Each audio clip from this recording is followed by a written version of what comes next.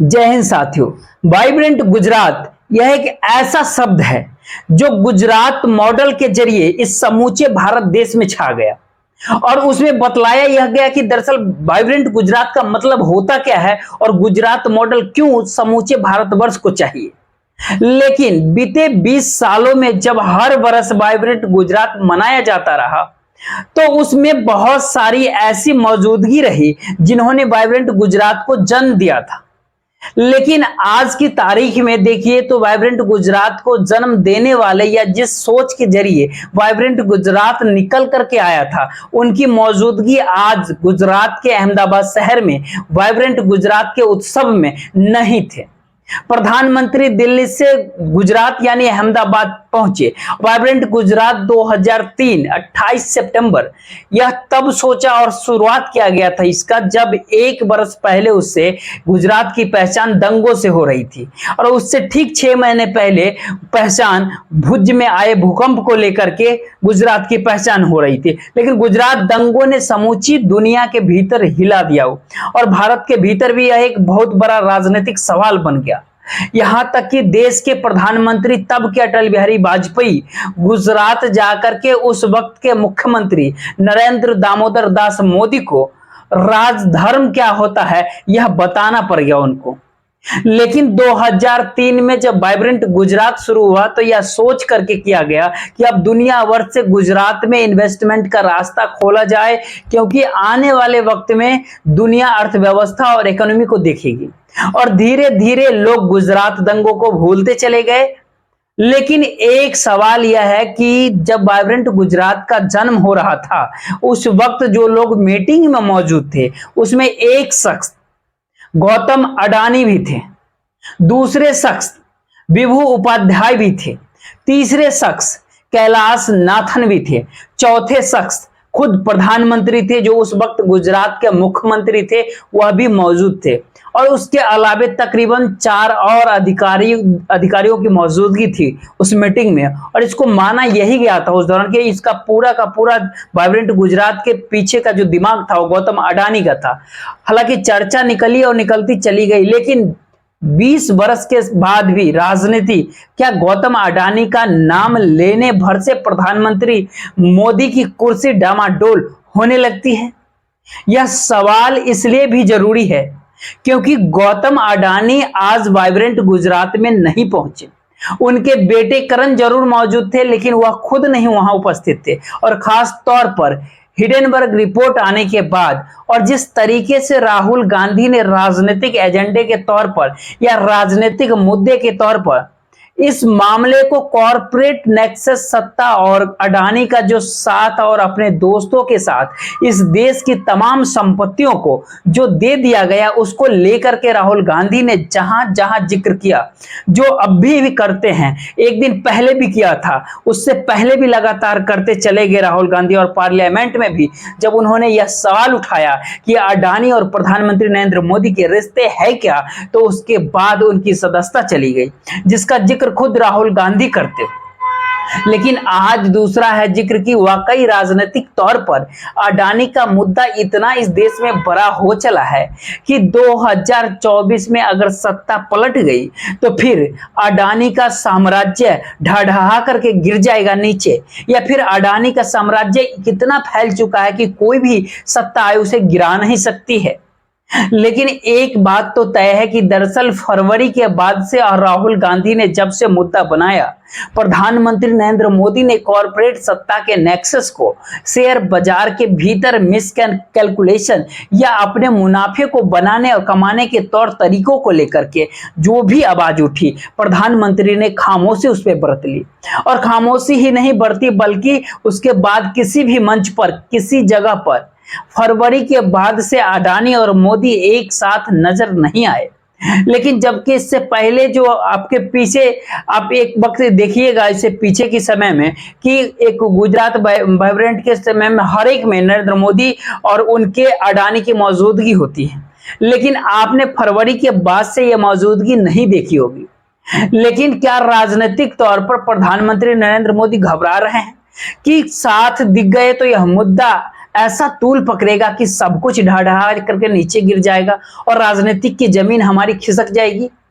दूसरी तरफ अडानी का साम्राज्य सत्ता पलटने के बाद बचेगा या नहीं बचेगा, यह भी अपने आप में बहुत बड़ा सवाल है। लेकिन इससे पहले एक बात और आप समझ लीजिए कि प्रधानमंत्री नरेंद्र मोदी की कैबिनेट में जितने भी मंत्री हैं और उनके पास जितने भी विभाग हैं, सभी विभागों को लेकर के जब आप एक पूरी पोटली बनाइएगा ना, तो उससे ज्यादा विस्तार के साथ अडानी की कंपनियां इस देश में काम करती हैं। यानी किसी भी फील्ड का जिक्र आप कर लीजिए, हर जगह आपको अडानी की कंपनी मिलेगी। ऐसा क्यों हुआ? और पहली बार जब अडानी का इंटरव्यू छपा इस बात को लेकर कि प्रधानमंत्री मोदी से आपकी निकटता क्या है, आपकी नजदीकी क्या है, तो उस वक्त तो साफ तौर पे उन्होंने कहा था कि दरअसल ये मुख्यमंत्री नहीं बने थे। और जिस बात का जिक्र होता है कि मुद्रा कोड हमको दे दिया गया, उससे भी कई वर्षों बरस हमारे साथ उनकी निकटता थी, तो इस दिशा में न जाइए। अब सवाल ये अब के वाइब्रेंट गुजरात का है। जिस वाइब्रेंट गुजरात के भीतर आज प्रधानमंत्री ने जो कहा, हम उससे अपनी बात आपसे शुरू करें या उससे पहले आपको एक तस्वीर दिखाना चाहते हैं। उस तस्वीर को पार्लियामेंट के भीतर भी दिखाया गया था और इस तस्वीर में जो बैठे हुए शख्स हैं उसमें एक विभव उपाध्याय हैं, तो दूसरे गौतम अडानी हैं और तीसरे प्रधानमंत्री मोदी की मौजूदगी, इन तीनों की मौजूदगी 2003 में वाइब्रेंट गुजरात के साथ खड़ी हुई थी, जहां पर इसको जन्म दिया गया था कि किस रूप में इसको क्रिएट करना है, इंप्लीमेंट करना है। तो यह तस्वीर एक क्षण के लिए आप जरूर देखिए।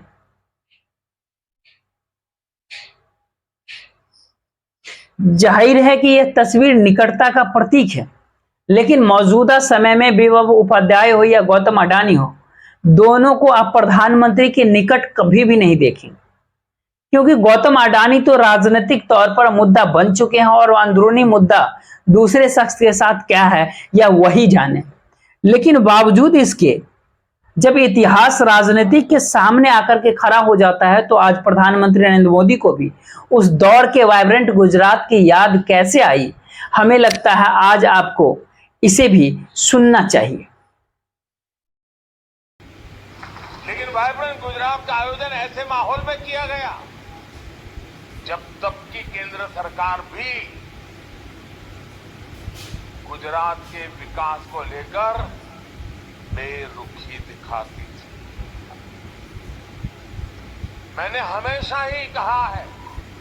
कि गुजरात के विकास से देश का विकास, लेकिन उस समय केंद्र सरकार चलाने वाले गुजरात के विकास को भी राजनीति से जोड़कर देखते थे। केंद्र सरकार के मंत्री तब वाइब्रेंट गुजरात समिट में आने से मना तक कर दिया करते थे।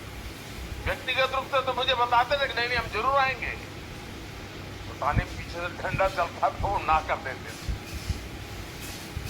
सहयोग तो दूर की बात, वो रोड़े अटकाने में लगे रहे।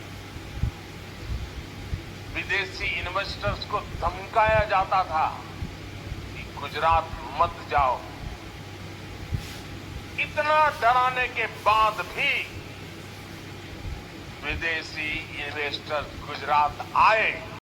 सिर्फ प्रधानमंत्री ही क्यों, गौतम अडानी भी इतने ही भावुक होंगे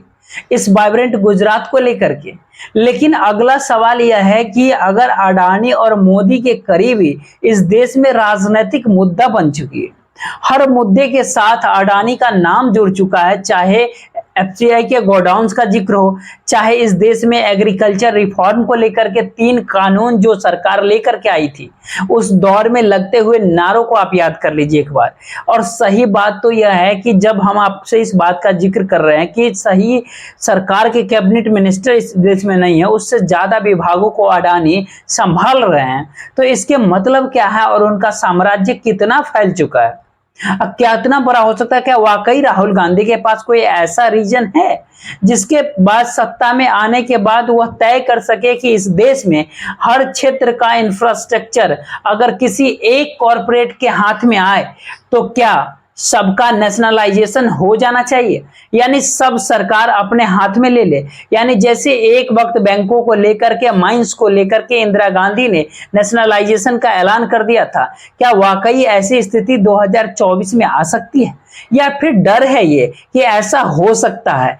लेकिन एक क्षण के लिए आप जरा सोचने का प्रयास कीजिए कि निजीकरण और कॉरपोरेट में स्वस्थ प्रतियोगिता होनी चाहिए, राहुल गांधी इसका भी जिक्र कर रहे हैं। लेकिन जब आप उस पूरे साम्राज्य के भीतर जाएंगे और समझने की प्रयास करेंगे कि कितना बड़ा यह साम्राज्य है और इस साम्राज्य को कैसे प्रधानमंत्री नरेंद्र मोदी और गुजरात के मुख्यमंत्री मोदी के दौर में ही खड़ा किया गया, तब यह सवाल बड़ा हो जाएगा कि आने वाले समय में कौन बड़ा कदम इस देश के भीतर में उठाएगा इस देश के लिए। तो हमें इस बात पे लगता है कि सवाल सिर्फ कोर्ट किंग के गौतम अडानी की पहचान नहीं है। इस देश के 13 पोर्ट और टर्मिनल्स जो, जिसमें केरल में 1, तमिलनाडु में 2, आंध्र प्रदेश में 2, ओडिशा में 1, पश्चिम बंगाल में 1, महाराष्ट्र में 1, गुजरात में 4, यानी 13 पोर्ट्स जो हैं, बंदरगाह जो हैं, वो खास तौर पर जो टर्मिनल्स हैं वह गौतम अडानी उसके मालिक हैं। इस देश के 6 एयरपोर्ट के मालिक गौतम अडानी है। इस देश के भीतर में एनर्जी के सेक्टर में आप जब जाइएगा तो green energy, solar energy, wind energy, power transmission, power distribution, gas distribution, thermal power, natural resources, सभी कुल मिला के 8 ये अडानी के साथ खड़ा है। इतना ही नहीं, डिफेंस का क्षेत्र हो, एरोस्पेस का क्षेत्र हो, एग्रीकल्चर का काफी क्षेत्र उसका हो, उसमें फूड्स का क्षेत्र हो, एग्रीकल्चर में वेयर हाउस का क्षेत्र हो, उसमें एडिबल ऑयल यानी खाने वाले तेल का हो, वो कंपनियां भी अडानीज के पास। नेचुरल रिसोर्स का दोहन माइंस के जरिए कैसे होता है, उस दिशा में भी अडानी बढ़ चुके हैं आगे। जो सड़क है, जो मेट्रो है, जो रेल्स है, उस दिशा में भी अडानी के पास कंपनियां काम कर रही है। यहां तक कि पानी यानी कि न्यू सीवेज ट्रीटमेंट प्लांट भी इस दौर में अडानीज के जरिए लगाया गया। मसला इतना ही नहीं है, मसला है कि इस देश के भीतर में आपके जहन में जो भी मंत्रालय आता है, उस मंत्रालय के तहत किस डिपार्टमेंट को, अगर किसी समझिए कि साम्राज्य के अडानी के साम्राज्य का जिक्र जो हम कर रहे हैं, मौजूदा सत्ता इससे क्यों टकराती है और डरती है और घबराती है कि उसके साथ कोई तस्वीर ना आ जाए, साथ दिखाई ना दे जाए। यानी वही शख्स जो 2013 में अडानी के चार्टेड के साथ घूम रहा था और इस देश को कॉरपोरेट और सत्ता के नेक्सस का एक नया पार्ट पढ़ाया जा रहा था, तो फिर अब दूरी क्यों हो गया और क्या मना कर दिया गया है कि जो जानकारी निकल करके आती है कि जिसमें जो सख्त विपव उपाध्याय आते हैं वो कभी जुआ में कहते हैं, दबी जुआ में, कि हाँ मना किया गया है, आपको नहीं मिलना है,